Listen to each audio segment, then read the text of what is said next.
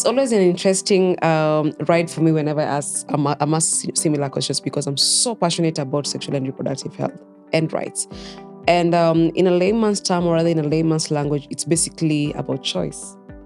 Even when we just break down all these buckets about what is sexual health and reproductive rights and so on, it's just basically about choice. The right of choice over your body, the right of your choice over your own life, the right of choice to actually make a meaningful decision about yourself, about where you deem fit, about where you're heading. Simple as that. Welcome to Equal Footing, a podcast from Osawa Collective where we dive headfirst into the world of gender equality. We're your hosts, Madhuri and Karen, friends and total gender nerds on a mission to uncover the amazing things happening in the space of gender equality around us. We'll be uncovering the challenges, why they exist, but more importantly, we'll be shining a spotlight on the innovators, the change makers, and the game changers who are creating, implementing, and championing solutions. Think of it as a weekly dose of hope and inspiration, with a side of insightful conversations and maybe even a few laughs along the way. Welcome to Equal Footing, a podcast from Osawa Collective focusing on critical gender equality issues and innovative solutions driving change in the global south. I'm your co-host Madhuri. And I'm your co-host Karen. And on today's episode, we have the pleasure of having Lillian Mbuthi, who will introduce herself in a moment. But we'll be focusing on a lot of themes around women's rights, youth rights, as well as sexual and reproductive health. So welcome to the show, Lillian. Thank you so much. My name is Lillian Mbuthi from and based in Nairobi, Kenya, currently serving as a Network Partnerships Officer, Transform Health Coalition. And without much further ado, I would like to introduce myself as an advocate for women's rights, girls' rights, youth rights, and just someone who is a disruptor. Awesome. Yeah. It's a pleasure to have you today. Welcome, Lillian. Thank you. So if you could just share a bit about your journey. So you've shared you're an advocate. You focus a lot on women's rights, youth rights, as you've told us, as well as sexual and reproductive health rights. Yeah. What's your journey to this point? Why are you passionate about these themes? So it's funny how everything just started out here. I had been running an initiative for the longest from my primary school days, from my high school days, where I was so passionate about just mentoring and speaking to fellow girls. I have been a student leader all my life, to be honest, up until even college level and so on. And I've always been passionate about just understanding the contextual background of where we are coming from. There's a lot of so many underlying issues or rather underlying factors that actually makes us as humans. And that is when Kimberly Crenshaw coined the term called intersectionality, and where she mentioned that other than just being a woman, I am Black first, I am African, I am young, and then I come from the global majority. So there's so many things, and then I'm actually a woman. Last but not least, even just checking at the gender factor. There's a lot of things that are actually intertwining and even interlinking in the sense that, unfortunately, in the world that we live in, it exposes us to more scrutiny, more discrimination, and so on. And I've always wanted just to change that narrative to being part of the bigger change. I know so many people have said that challenging the status quo, fighting the systemic issues and barriers, it looks like a far-fetched dream, or it looks like more like a long coin game. But I've always believed that change actually believes here where I'm at. Even before we think globally, we have to think first and even act locally. So I've always been passionate about just speaking to the girls, speaking to fellow young people, and redefining our narrative that regardless of how our background looks like, we always have the power to shoot, to rise, and to become better. And again, bring back that change back to our homes. Yeah, I know, Lillian, like right before we started the podcast, we were talking and you were talking about your very interesting and very non-linear journey, I think, right? Like you were in tech and now you're working with Transform Health. You spoke about kind of like going back to school. So I think like it just makes me think your non-linear journey also really embodies the intersectionality, not just about different identities, but different things that drive you. So maybe talk us a little bit more about, what have you learned in the last couple of years, that are lessons that you take forward, but lessons that you really take forward to apply in your work for, sort of public health? Interesting. So I've always had this adage, or rather mantra to myself, that the sky is not the limit for me; it's just a path. And I've held to that mantra, I think, from high school days. And I've always been this person who's not only just curious but super aggressive. And at the same time, I'm always looking for ways that I can be able not only just to bring value, but also to keep my ambitious dreams and goals to continue serving others. That is how I look at leadership. It not only just benefits me because I have these big dreams, goals, ambitions, objectives. I just want to go from step 1 to step 2. But I'm always looking at I'm always looking at ways that I can be able to intertwine that with still whilst actually serving others.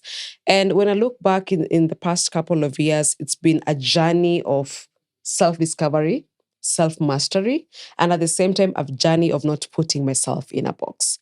When I say not putting myself in a box, is that I'm always curious on trying and just checking where the limits are. Because I personally don't believe there are limits actually that I've set for myself. And as much as we ought to believe that the limits we've set for ourselves are always in our heads or even in our minds, but I'm always looking into ways that how can I match this? How can I match point B? How can I match point C to actually still curate something that at the end of the day, when I look back, I will see this is the impact that I curated.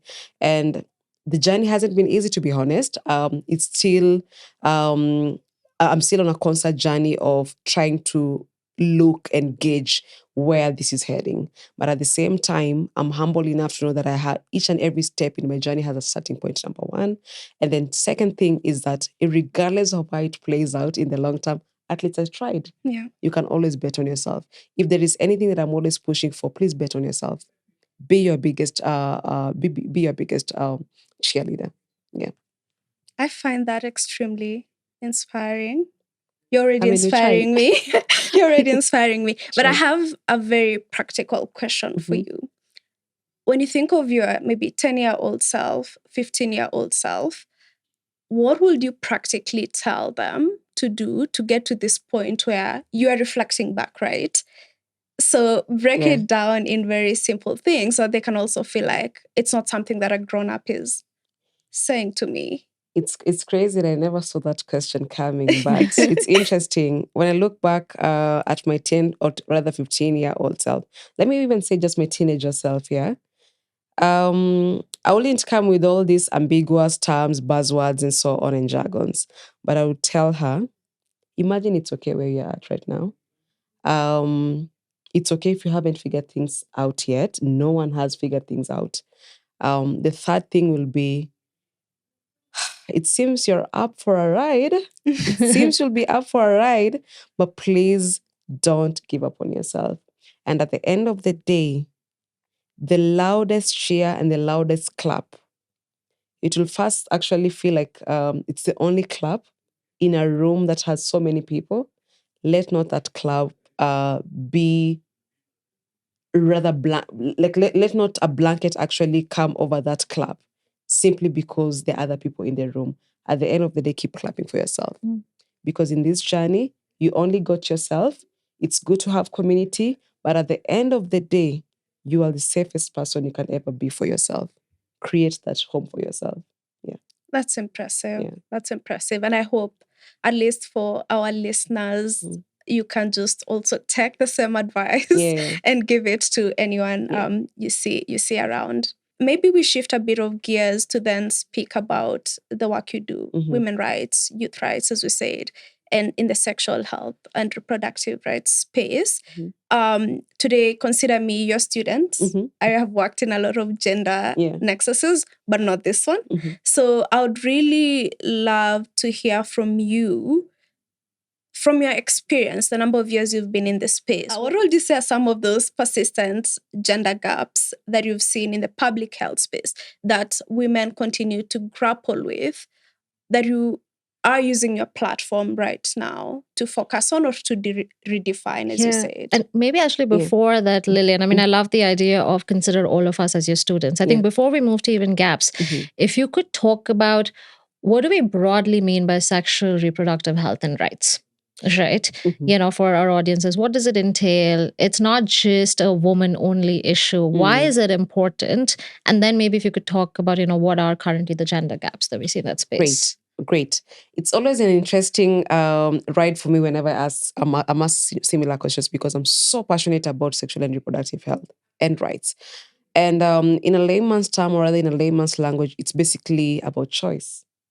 Even when we just break down all these buckets about what is sexual health, and reproductive rights and so on, it's just basically about choice, the right of choice over your body, the right of your choice over your own life, the right of choice to actually make a meaningful decision about yourself, about where you deem fit, about where you're heading.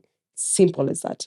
And now when you bring it back now to the gender nexus and how we look at it from a global health perspective, from a public health perspective, why are we still being shamed for choosing what's right for us at an individual perspective? Leave alone the cultural context, leave alone the societal expectations. I, as a woman, if I'm not ready to have a child, why is it a societal problem? Why do they think I'm falling short as a woman? You know, so this is where sexual and reproductive health and rights education, CSE, when I'm talking about comprehensive sexuality education, comes in. I know we also ought to be very mindful in terms of the age, or rather the target audience that we are speaking to, or even trying to address, or rather trying to bring them on board on these conversations. But at a tender age of 10, as a girl, she needs to be empowered to know that she can make a meaningful decision about her body without being discriminated or rather scrutinized, or rather being criticized of her personal choice. We are coming, we are at the age and era and where the world is actually at the moment that certain topics like abortions, it feels like a taboo. I'm not here to tell anyone just, you have to do abortion or this is the only right way to just protect yourself and all that. But I'm here to champion and promote the idea that choice is such a personal decision and you are supposed to be empowered enough for you to actually make something that you feel is meaningfully for yourself, regardless of how that plays out. Whenever we talk about SRHR, we're always put in a box that these guys are just pushing for abortion. These guys are pushing for, same-sex marriages, etc. and so on. But when you're looking at it from a gender perspective again, it goes beyond women. It also brings in the gender diverse persons. They also have to make a meaningful decision for themselves without the fear of judgment, without the fear of violence, without the fear of being actually closed out from the society.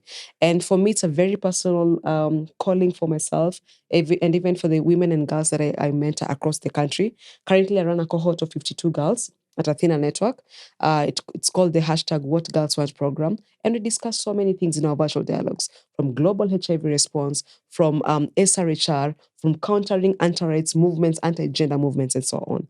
And it's always fascinating to me to see just how of a beautiful space we've curated for ourselves as a community, even if it's virtual across the country, that women and girls and even gender diverse persons feel they can actually be themselves. In fact, for me, if I look at SRHR matters, the minute I see someone is able to open up themselves to feel they can actually be themselves at any given point, that is a win for me. Even before we go to the many buckets as SRHR has, we know it has menstrual hygiene, we know it has HIV and AIDS, we have STIs and so on. We have pregnancy, maternal health care. We have now we have the abortion aspect coming in and so on. We also have CSC coming in.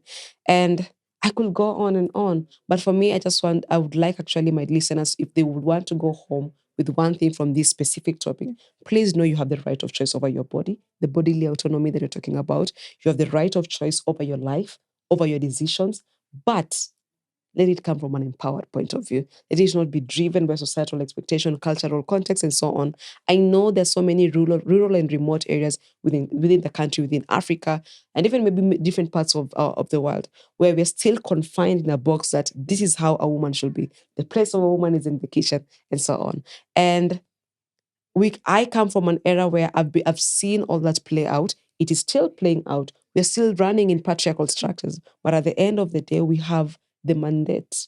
We, as the advocates in public health and global health, in gender equality matters and equity, we have the mandate to still continue with these conversations and bring in every key stakeholder in this scope of work that we do. Yeah. I have so many streams of questions and reactions, and that was impressive. Yeah. Maybe like a couple of sort of questions here. I mean, obviously, I think there is, what you said, like the basic tenet of, sexual reproductive health, which is your right of choice. Yeah. Can you maybe talk us through how this lack of choice or the lack to exercise your right plays out differently for different groups and why we should care about upholding it, not just because it's the right thing to do. Like, how does it make a difference, say, for like a young girl in Nairobi versus, say, a young girl in, I don't know, some other county, or like if you're in a refugee camp, right, for instance. Like, does it actually play out differently? And, what does it mean? Like, why should we care? Yeah. Again, bringing in Kimberly Crenshaw's coin term, intersectionality. And I like going back to that term because it actually defines the many buckets of identities that actually makes us as human, but instead they actually expose us to the many different forms of discrimination. A girl in Nairobi and a girl in Kakuma refugee camp, they may have similar maybe challenges on a personal level, at a societal level, but it actually plays out very differently. A girl in the refugee camp, she already experiences the exclusion already from the narrative that, in fact, this one is not one of her own. She's not Kenyan, for example. She doesn't have the citizenship. So ideally, even the access to healthcare services, healthcare information, it tends to be so limited for a person in Kakuma refugee camp, for example, or even any other refugee camp aside from a girl in Nairobi. Then the other thing I'm looking at it again is a girl who is actually from Wajir or Marsabit County, and again, someone from Kisumu, they don't have similar realities, to be honest. We're coming from counties where we have limited structures, infrastructure, and with regards to healthcare. A girl in Wajir has to walk miles and kilometers away, even just to fetch water. Basic need, even before we look at the healthcare side of things. So the realities tend to be very different, but at the same time, it all affects us almost in a similar way. She's still looking for a healthcare provider. She's still trying to access the SRHR information or the SRHR services. This girl also in Nairobi, she's also looking for the same thing. Again, what happens in the conflict infested areas? Again, let's say someone in Sudan. We have wars going on in Sudan. We have wars happening again in Ethiopia, regions like Ethiopia. And during this war-infested seasons, or rather conflict times, we know how rape has been weaponized for women, towards women, in fact, during war.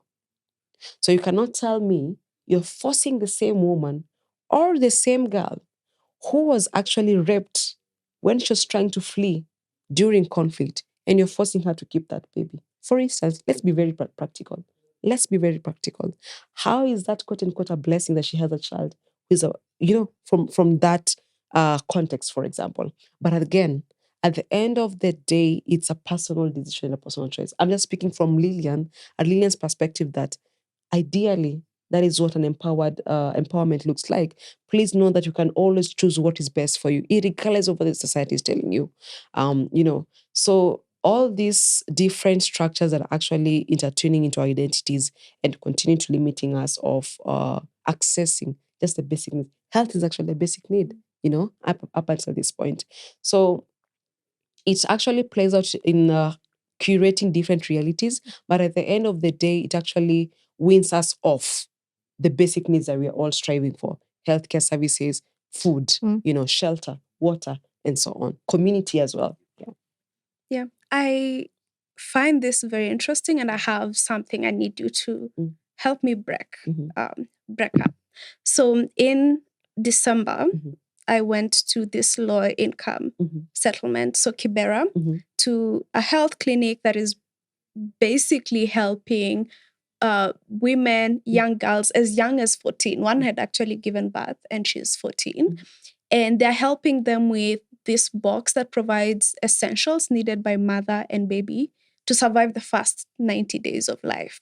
Now, what I learned was, one, the reason they're having these children, be it at 14, be it at 19, goes back to, at times, having a right to choose to offer your body to get 20 shillings to buy dinner.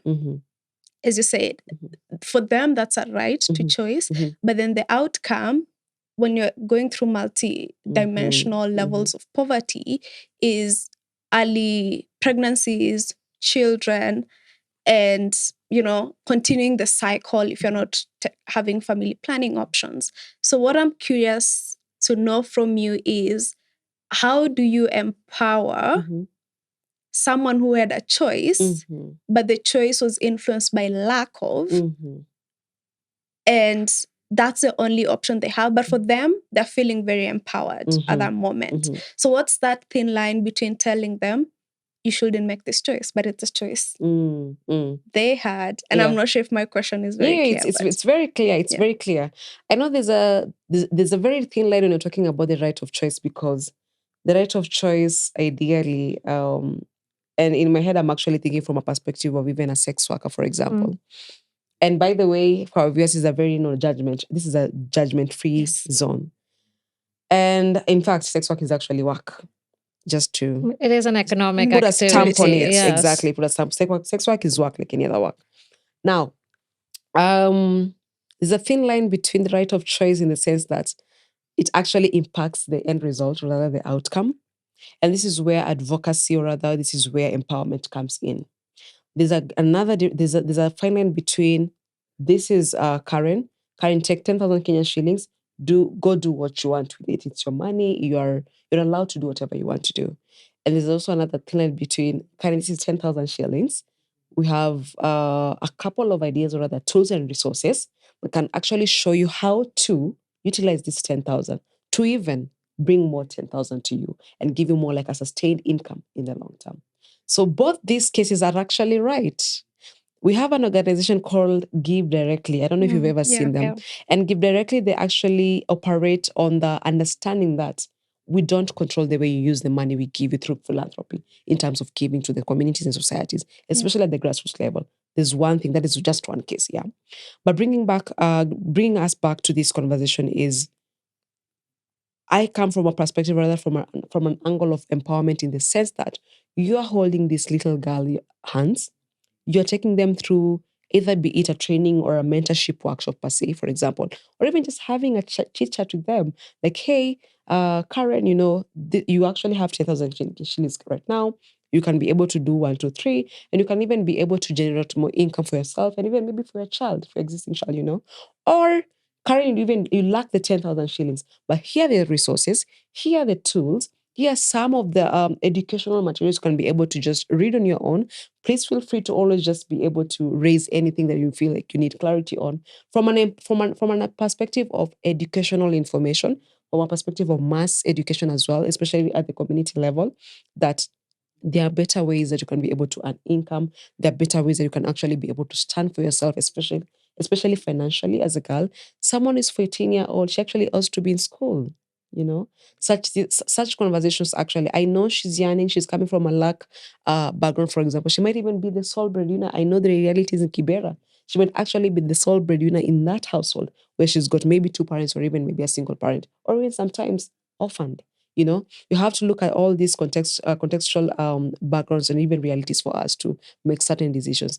But where I'm coming from is from more of holding their hands, showing them the way, empowering them enough to know, you know what, Karen, you've now reached a point where I feel you can actually now make an empowered decision, which is actually meaningful for yourself. So your journey comes in from a point of empowerment all along the way. But at the end of the day, who's the sole decision maker?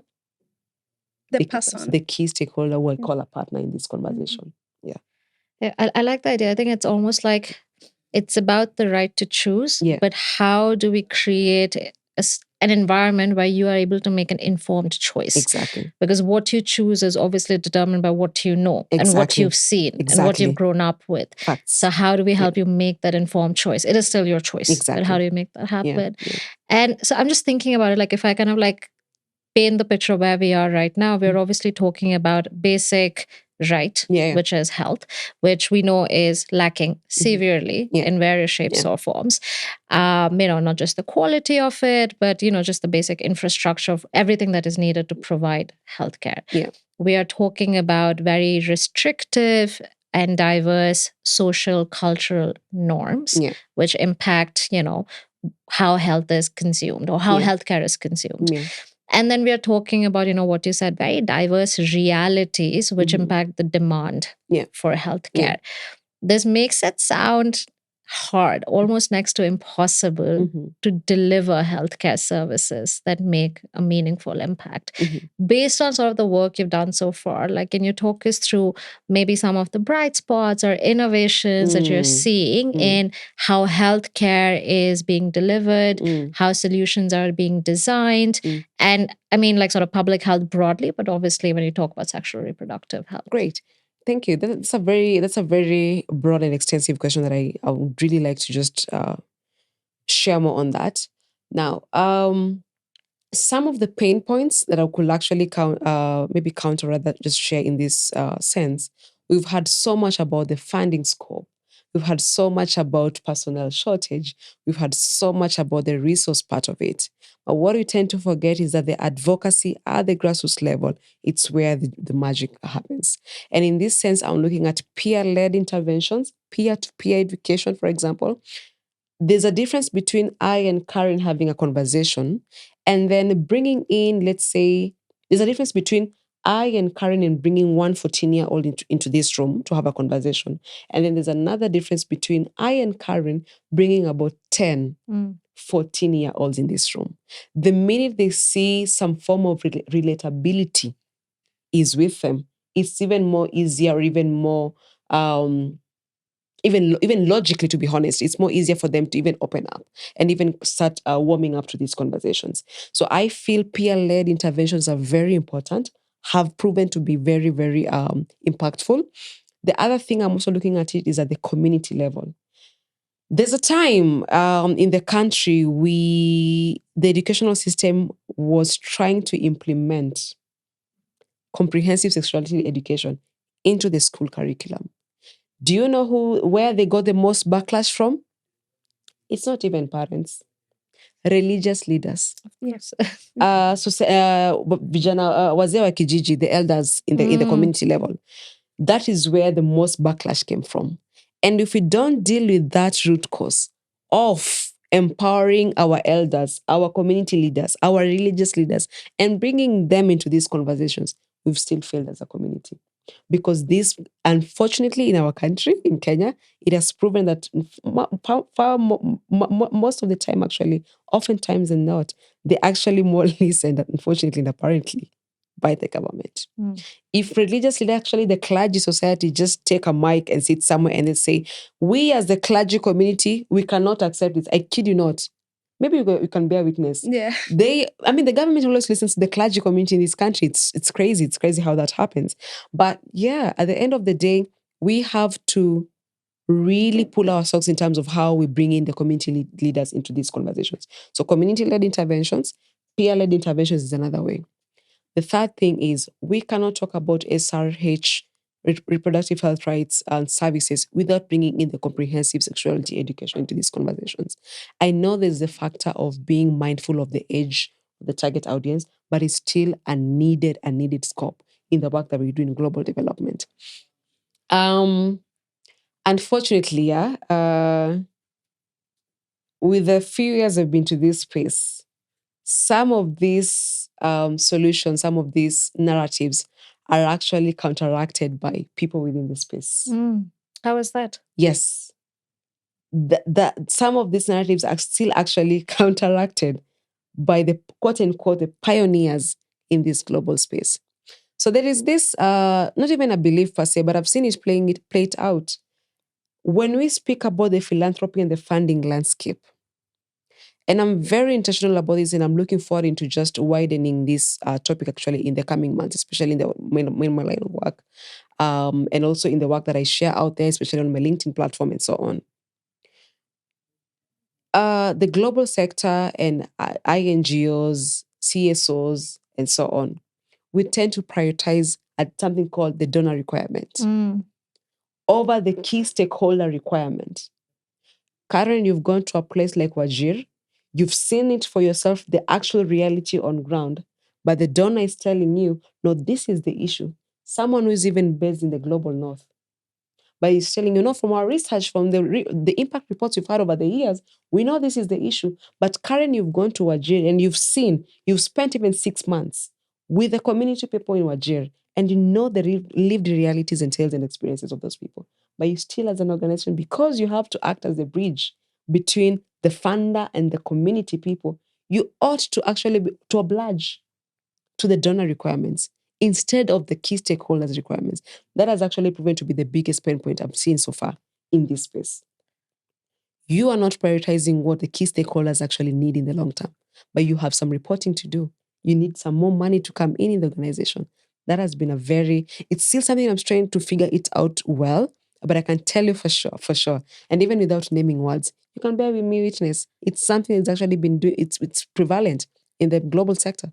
So, I mean, I think you raise a very valid point, a very legitimate point. I think there is something about like the power imbalance between where funding is coming from, right? And like, unfortunately, it's really not African philanthropists who are pouring in money. It is not African corporates. It's definitely not African governments.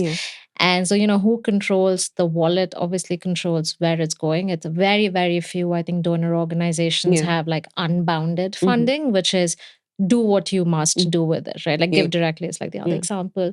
And I think it's interesting because what you're saying is something that we heard in another podcast episode that we did, which was on the gender finance gap, right? Which is in financial sector inclusion. And I think like the two very similar points, which was first, there is a need to redefine the narrative of African women, right? And which is you need to ask African women what the narrative is and not follow the narrative that is being provided by philanthropists in the global north. I think the second thing, which you also mentioned is that oftentimes we think we know what the solution is, which is hard infrastructure and policy. Sure, that's there. I think what people oftentimes forget is the big one is the societal or the social sort of like challenges that exist. Because considering how much money that has been poured into so many of these challenges over a period of time, you would have imagined shifts to have happened, which really haven't. In some cases, the gaps have even widened. And when you start looking further, I mean, we've seen this in our work where, people are finding like, oh, we realize it's probably because we didn't address the social constraints.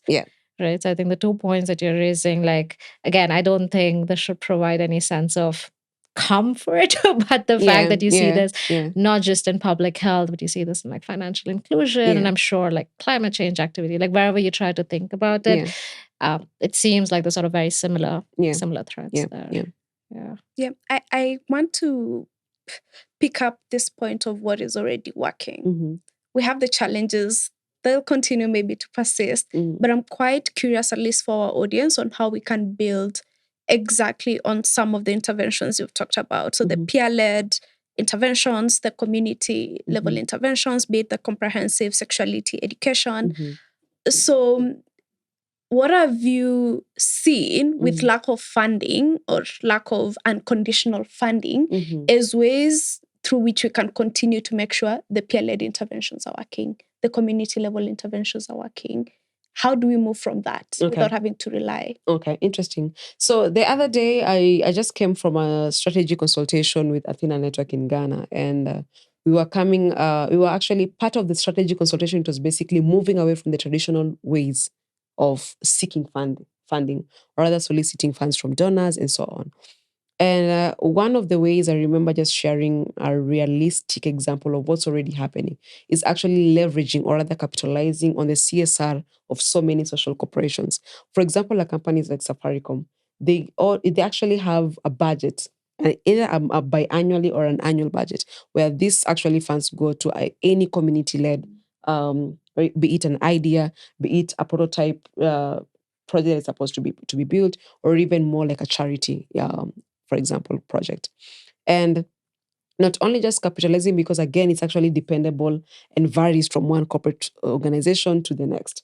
Not only just capitalizing, leveraging on CSR, but also looking for solutions that don't necessarily need the money, or rather the funds in place. For instance, Lillian walking from here to Korogosho and going to having a chit chat with some girls. It doesn't necessarily require much, maybe just my transport from my place to Korogosho and back. And that's something I feel on a personal level I can actually commit to. So it is actually shunning away from looking at it from, this is more like a global development issue, but looking at it from a point of, in fact, this is actually a communal issue. And what responsibility do you have as an individual at the community level do you have towards your people at the end of the day? So looking at it from a point of a social personal responsibility, again, it also actually helps us to bridge those gaps. The other way, again, is through partnerships. Currently, we're in the process of building a USSD code where it will actually be accessible by girls across Eastern and Southern Africa. And it's accessible offline. And they can be able to just press some keywords. Let's say, for example, like *258#. They can be able to access some of this SRHR information, HIV response information, and so on. It doesn't necessarily require to have a smartphone or internet per se. But at the end of the day, whenever we're building all these solutions and interventions, we cannot forget that we have to deal with the basics. And in this sense, digital literacy capacity building sessions, for example, you cannot bring a whole USSD code intervention or a smartphone intervention without empowering these key stakeholders to actually know how to navigate the digital landscape, for example. So even before we go for the bigger goals and solutions and so on, please let's deal with the basics, for example, digital literacy, capacitating these key stakeholders, for example, in terms of information, resource, tools, and so on. So not only looking at it from a point of we just need to solicit funds time and again here and there, but actually leveraging on what already exists, the partnerships here and there, the community-led interventions, speaking with the elderly, the religious leaders, and so on, the peer-led interventions, speaking with adolescent girls, actually, and young women, and so on, and actually building on that and leveraging on that in the long term as you keep on exploring other ways of seeking or rather soliciting funds from donors. The other way I'm also looking at it is not fully being dependent on the donor landscape per se, to be honest. I know we need the funds here and there from time and time again, but also looking at it from ways you can be able to capitalize or rather leverage on existing ideas, for example, within your peer-led community, actually, or whether within a peer-led group, for example. There might be a girl who can actually be able to sew clothes, for example. There can actually be someone who's an artist. So how do they leverage on their existing creative skills to actually look for ways that can actually be able to earn income? So looking at it from a point of, again, tapping into their skills, tapping into their talents, and so on. It's also another way of just bridging the donor funding landscape. Yeah. Great. So I hear there's a personal responsibility for all of us to engage in our communities much better. There's this point around maybe looking at a different type of donor that we've traditionally relied on, our local corporates. And then our communities also have so much talent. We can also just very cost effectively utilize the talent and the networks we have within those communities to move this to at least address some of these challenges. All right. Something also I've picked up from what you've said is if we are introducing sort of a solution that requires maybe digital, as you've talked about the USSD code, you will need to also think about digital literacy, education, there's financial inclusion to even buy the device. Exactly. Access to device. Access to device. To continue buying the data. To buy the data. It's a whole other challenge. It's a whole ecosystem. Takes me back to your point of intersectionality again. Yes. Between sectors. So I'm curious to hear something else we've been trying to look at here, which is avoiding reinvention of the wheel. Do you think some of these solutions that you've shared also apply to digital literacy programs? Do they apply to financial literacy? Is it translatable one-to-one? Yeah. Actually, whenever I look at the solutions that we build or the solutions I've been able to tap into over the few years, is that I'm also for the idea of not reinventing the wheel, but rather trying to refine the wheel to continue creating more impact per se. And when I look at digital literacy, there's a bit of digital literacy that will actually link to financial literacy and financial inclusion. If we can get these devices, tools, resources, and better ways of navigating the digital landscape, they can be able to tap into more ways of even curating more income for them, again, online, digitally. So it's actually intertwined from one to the next. So digital literacy, financial literacy, financial inclusion, and so on. They can be able to tap into it, be it more community loan funds, for example, loan schemes, and so on. And I actually don't look at it from a point of it's more like a siloed approach, but like more like an intertwined rather an interlinked solution. So actually one leads to the next. There is no way you can talk about financial literacy per se without talking about the new online banking apps, for example, or other better ways of accessing loans to do small businesses for the SMEs. Again, without talking about the social corporate responsibility at a community level. So it's actually more interlinked from one to the next. It's only that it plays out in the long term, but we have to deal with the basics first, and that is capacitating them in digital literacy, or rather digital literacy levels. Because I tend to think that in a group where we have, let's say, adolescent girls, let's say across the country, someone from Nairobi has a different digital literacy level from different from someone from Isiolo. It actually varies. There's the person from Nairobi actually has more access to educational systems, materials. Someone in Isiolo, they're even struggling to even construct a classroom. So you have to factor that in whenever you're building your, or rather when you're doing your needs assessment skills, when you're building your capacity building frameworks and so on, you have to factor in such things. Yeah. So this is basically then maybe like kind of going back to our initial, one of the points that we had where donors or funders can be a little bit siloed in terms of, what they think impact is. So this is a little bit more of a calling out to like funders, but also I think like innovators, which is obviously you'll have your initial first degree of impact, which could be, the area that you're working in, but know that the potential to reap impact, which could be, social, but even economic, financial, sort of returns. The potential is so much larger because that one human being interacts with so many different, has so many different needs and, can use the same sort of thing of, say digital literacy. Once they're digitally literate, they'll be able to access, your tech solutions. They'll be able to access your gaming solutions, your e-commerce, financial solutions. So I think it's just a little bit of trying to move beyond the silos that you're optimizing for. And just to add on to that point is that I have a problem again with the donor landscape because of that. Because we often see how, quote unquote, the donor landscape shifting their attention or moving their funds to the hot in thing. And in this sense, for example, there's a time I think, if not last year, actually from 2023, climate change was the hot in thing in the global development space. Everyone was talking about climate justice, climate change, climate crisis, and so on. It only took a few organizations actually, and I don't want to drop names here and so on, but it actually took a few global INGOs that some of them actually look up to try to bring in the factor of intersectionality, that climate justice is also gender justice.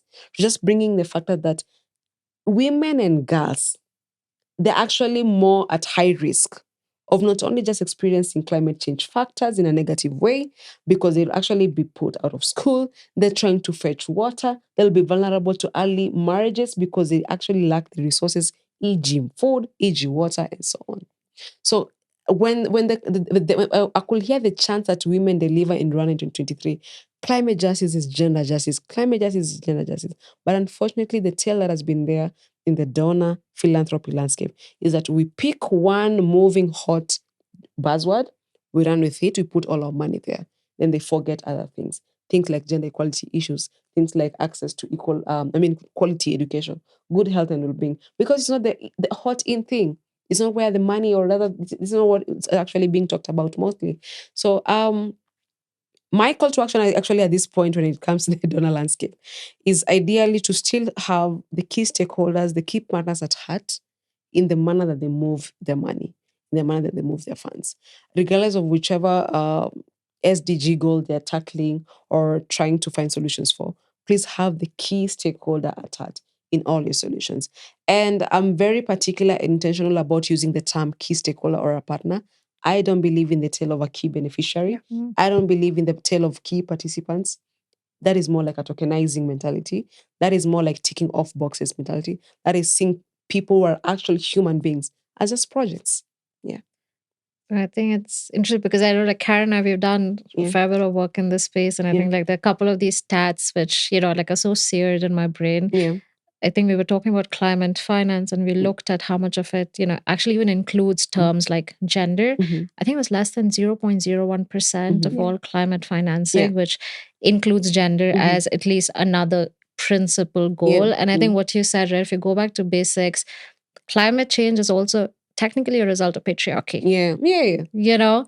And so I think there is something, if you try addressing basic issues of like equality, right? And like gender doesn't mean like man and woman. Maybe that's like one thing that we always wanted to tell people. If you start addressing those, you will likely start addressing issues of climate change, because who's making the decisions? Exactly. Right. Just a very realistic example. COP29 was last year.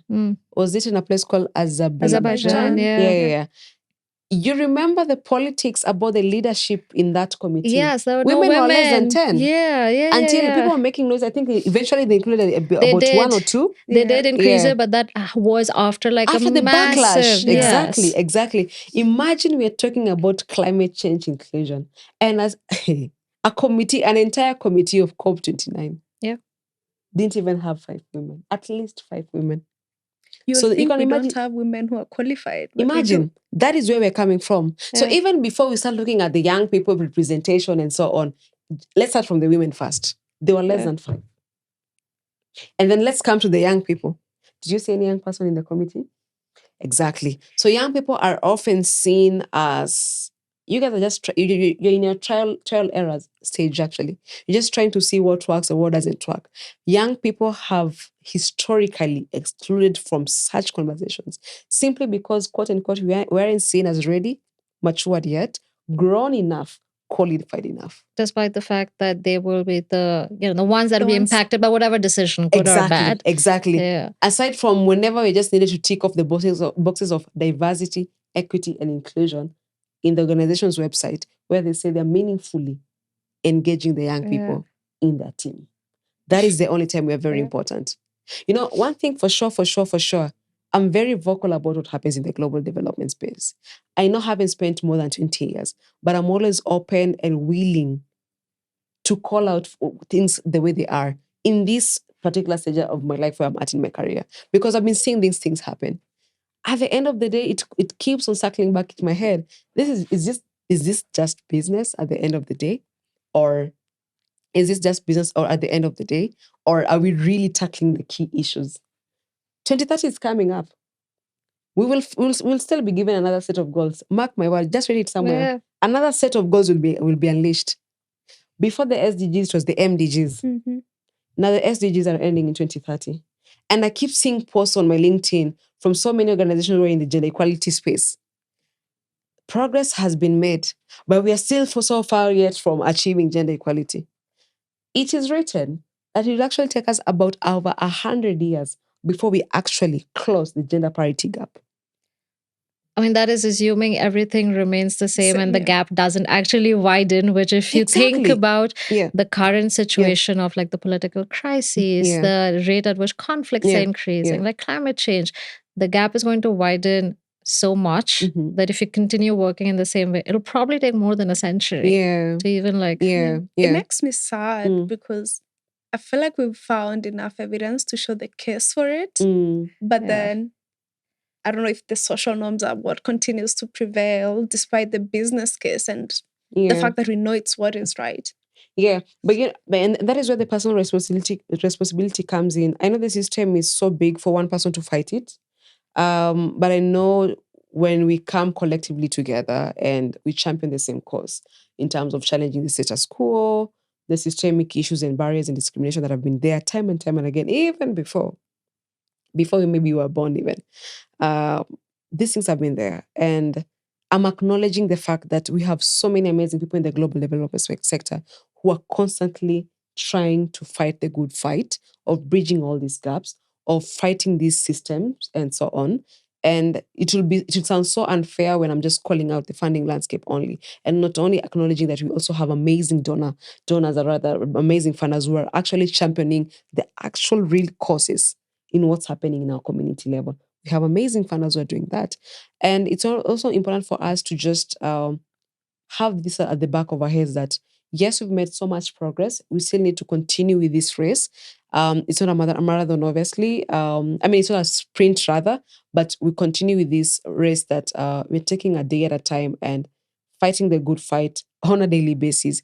There's no time to be swayed from the main cause. Rather, whenever a new buzzword comes in, please stay on the track. Please stay on the track. Stay on course, regardless of what comes up, because I'm pretty sure another one will come up. So just acknowledging the work that has been done so far, knowing that those who came before us really fought a good fight. Those who are with us currently are still fighting a good fight. Those who will come afterwards, maybe they'll find a better landscape to work with or to continue the same fight. Yeah. I think that's a great parting shot for audience. Yeah. So thank you so much, Lillian. I don't know if you want to top it up or you just want to cap it at that. Mine is that it's only that we really delve more into the public space, global health and public health, and the SRHR factor, and then intersectionality bit, the funding landscape, women, girls, and youth. And mine will be if there's someone who's out there and is looking into venturing into this space, and regardless of what has been discussed, whatever you'll see online as research, as notes, and so on, please know that change actually happens when you decide as a person or as an individual that I want to make this happen. I want to change the narrative. That is when change begins. It doesn't necessarily equate to the end outcome that you'll get eventually, or rather give out as an output, but change actually starts the minute you decide, I as Lillian, as an individual, I want to make things right. And I will do whatever it takes in my individual capacity and again, collectively, to still drive the narrative of impactful, positive change in the long run. And if there's a girl who's listening to me, who's kind of lost in their career trajectory, please know we are all of us here, we haven't figured it out. Don't put yourself in a box. Keep trying as many things as you can, so long as they're healthy for yourself, so long as they are rightfully own your narrative and your tale. Don't put yourself in a box. Keep trying as many things as you can. And at the end of the day, you have all it takes. And it just takes you just to try, to give it a try. At least you tried, whether you got a rejection or a no or a ghosting, especially whenever you're shooting all these applications and emails and so on. At least you tried. You bet on yourself. And that is the biggest thing you can ever do for yourself. Bet on yourself. Simple. I like that. Bet on yourself. And change starts with you.